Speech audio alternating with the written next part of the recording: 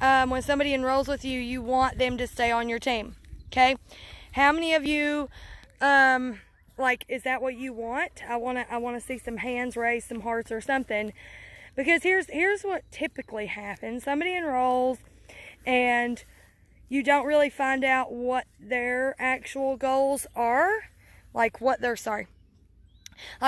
there. You don't find out if they're a walker, a jogger, or a runner, and basically you break that down. This is going to be a big tip. So I learned this from somebody else, and I think it's really awesome. So, okay, I'm coming back. She's like, come back. So what you do is you find out how much time they're willing to give.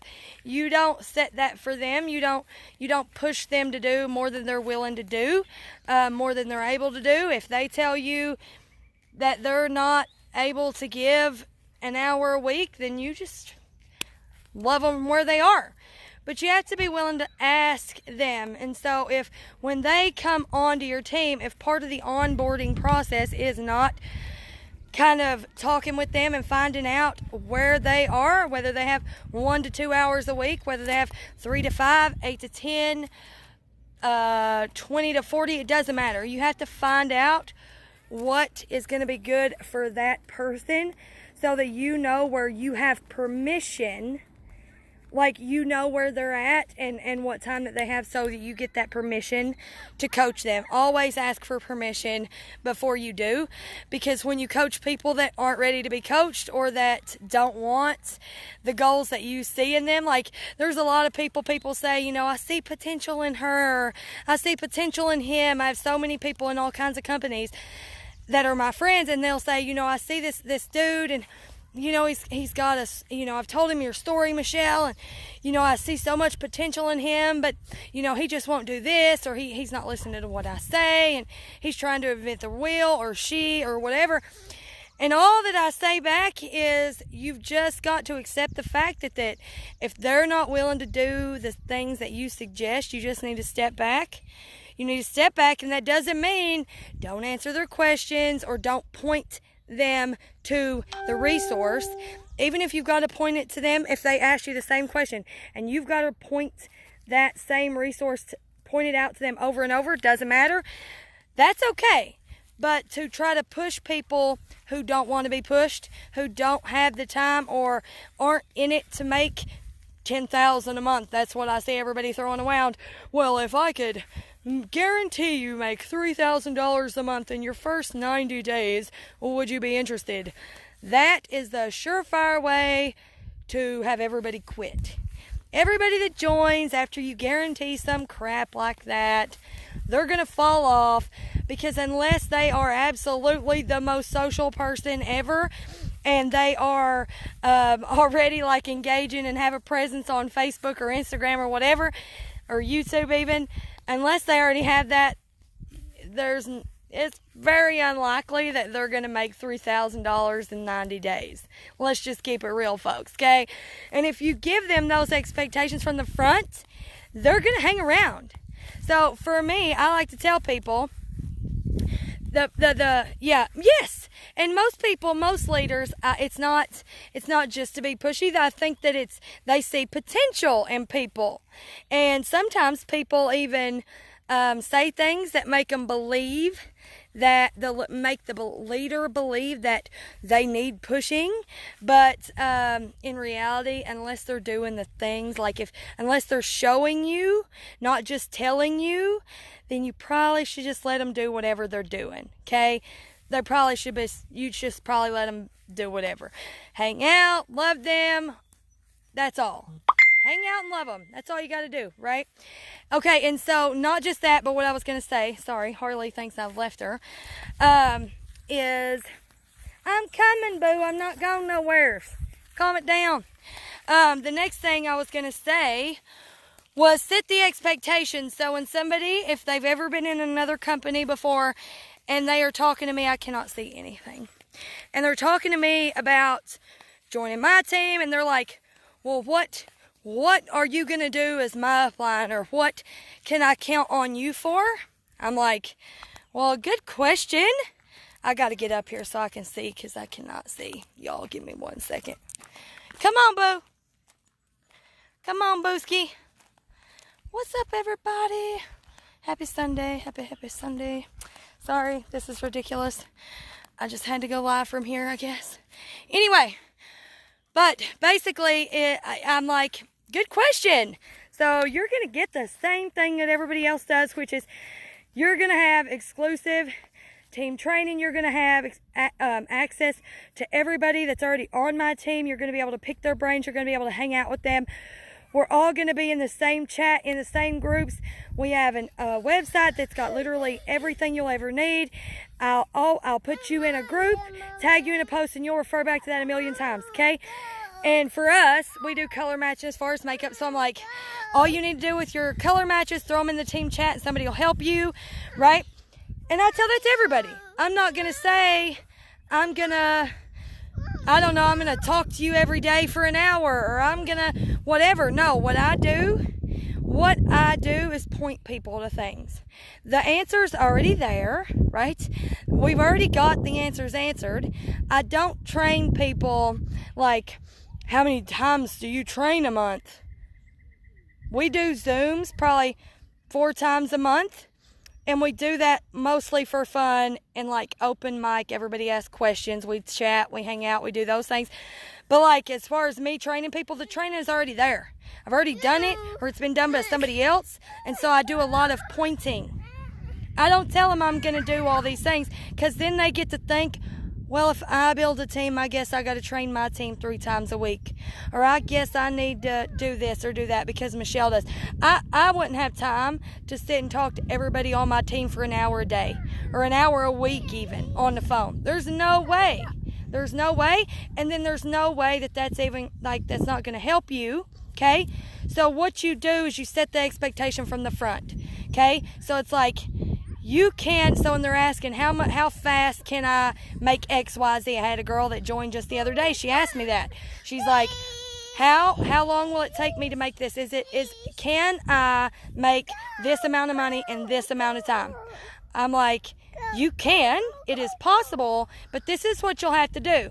You will have to be coachable, and you'll have to work your face off because you're brand new. And unless you are socially all over the place and had a lot of credibility before, it's going to take some work. Okay? There's no false expectation with that. They know it's going to take some work, right? I don't sing some song about, oh, you can be financially free in a month. Oh, la, la. Like, no. You can be financially free. What's awesome is, that's what, like, I literally say, if you rank advance 1 time per year for 7 years, guess what? 1 time per year, you'll be financially free. Congrats. What's your other plan? Do you have another plan that's going to do that for you? Most likely the answer is no, right? And the average person rank advances more time than once a year. But even if, right? So I set that expectation straight up front. And so I find out what they want, what time they're willing to commit, what they want out of it, whether it's a discount, to love the products, is it for fun, what is it? Do they want to be home with their kids full time? What is it that they're willing to give? And I ask for permission to coach them. And then if based on what they've told me, not what I've made in my head for them. Not what I've said, that's what Sally needs. I'm going to push Sally. Sally's got potential. Sally may have potential, right? She may. That's not up to me. Sally gets to decide whether she can or she can't. But if you bully Sally and you treat her like she's less than because she's not working, or because she's, just hanging out in the group chat, high-fiving people, or if you're on your team trainings and you're only talking to people, or your Zooms, and you're only talking to people that are working instead of loving on the people that are just there to hang out with you, you're going to lose a lot of people. And what's funny is those same people are affecting your bottom line. Whether, like, we don't have auto ship, so it's not like I don't make anything unless, like, off my team, unless they're making money. But what about when that new color comes out, that new brush comes out, that new whatever comes out? Most likely they're going to get it. If they quit, that's gone too. You're going to turn off 80% of people by pushing people that aren't willing to be pushed, that aren't ready for that didn't give you that permission. okay? And there are some people who are leading with ego, and so if somebody does something different than the way that they want them to do it, then they are all hissy pissy and all these things. If somebody's doing the work in whatever shape or form that they're willing to do it, you need to high five them and be like, good for you. Whatever way that they're willing. You can give them suggestions on what you think you should do, but don't ever down how they're learning. If they're learning and doing from somebody else other than the person that you like, or if they're doing something that you really wouldn't do, but they're doing something, you need to just be like, okay, good for you. Way to go. Because there's a lot that just won't do anything. And if that's something that bothers you, then you need to just cheer everybody on wherever they are, right? That's the biggest advice I could give you, is to make sure everybody knows that they need to be cheering on that person's first customer, that person's first live video, that person's first message that they ever send somebody. Like, you've got to be cheering people on and shouting them out for other things besides rank. You've got to realize when you're sharing these big stories about, oh, so-and-so is already qualified for this or that, and it's only been 2 weeks, you've got to remember to add the struggle that come with so-and-so, because they see so-and-so as somebody's got 80,000 followers, and they've only got 100 people on Facebook. But if you say, so-and-so's been working for 5 years, it took so-and-so forever to actually get some sales. It literally took her 4 years to get substantial sales, and now look at this, it's caught fire, and she's qualified in a couple weeks, and that's inspirational. But when you only say, well, she qualified in a couple weeks, people are like, yeah, I can't do that. It's not me, so maybe I shouldn't try at all. That's what happens, is you try to inspire, and really you just upset people. You make them feel like they're a disappointment, or maybe they don't fit in, or maybe they just aren't in the right thing. But if you put that past thing, that they did work really hard for a really long time, they've been consistent, and they've showed up, and it just finally, after 4 years, took off, people are going to cheer that person on and be like, you know what, that's what's possible. So let me just break it down for you. Find out what their goals are from the get. What are they? A walker, jogger, or a runner, okay? Cheer them on for more things besides rank. Ask permission before you coach them. And just because they're talking it, if they're not walking it, don't be pushing them. Point to the tools. Don't overhype. Don't do hype. Don't do that. Don't give people false expectations. Point to the tools and give real expectations, because the real expectations, the truth is enough. The truth is more than enough. There is nothing else in this world that would tell me if I rank advanced at one time per year for 7 years, I'd be financially free. Nothing else would offer that to me in 7 years, okay? So the truth is plenty enough, right? So always, always, always set the expectation.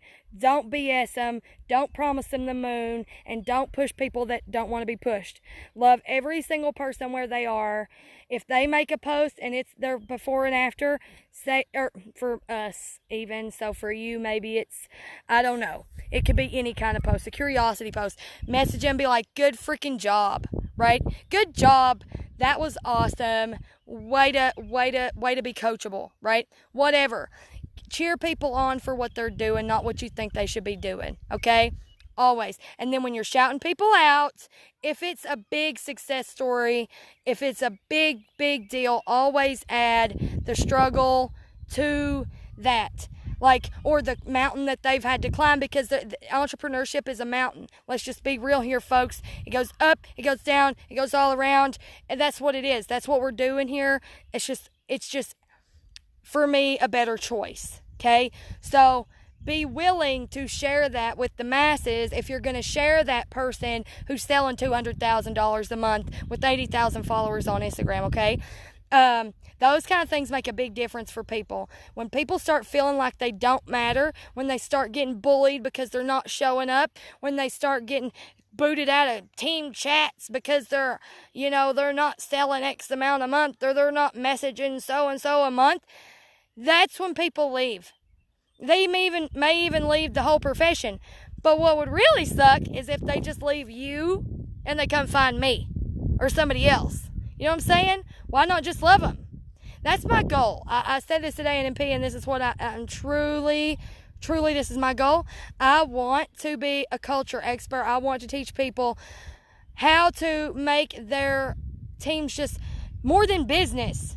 Your team, like my team, is my family. Those are my people. We talk about so many things outside of business. Why is that? Because not everybody's there for the business. Yeah, they're enrolled, but it doesn't mean they're there for that, right? Some of them are just there to have friends, hang out, people that love them, right? So that's what we do. So I want to be a culture expert so leaders can keep their people. I don't want their people, right? I don't want their people coming to me. Nobody else, I mean, I don't know if anybody else does or not, but I want them to keep them. I want them to love them, and I want them to hang out forever. So I want to teach leaders and upcoming leaders, leaders of one, which is yourself, leaders who are in seek of a team, right? Though I want to teach everybody how to treat people like they are enough, because they are. If they're human, they're enough no matter what, whether they're living up to your expectations or not. So you've got to realize, why am I feeling this way about so and so? Is it me? It's usually you. It's usually the expectations that you set that you shouldn't have set, right? Because again, a lot of times what people say aren't necessarily what they mean. You just got to watch, okay? Got to watch and always ask permission. So I'm going to let y'all go. I hope that was helpful for some of you. I don't know if it was, but if it was, let me know. That would be awesome. But I would definitely share this with people, because people don't know what they don't know. And maybe you're one of those people who get treated less than because you're not doing things, or maybe, you got kicked out of a team chat because, I don't know, you weren't showing up the way your leader thought you were supposed to. I don't know, but maybe you need to share it so somebody can see it, so somebody can get helped, because again, people don't know what they don't know. So once they get the message, if they don't change it, well, that's straight ego, and I'm sorry about that. But thank y'all.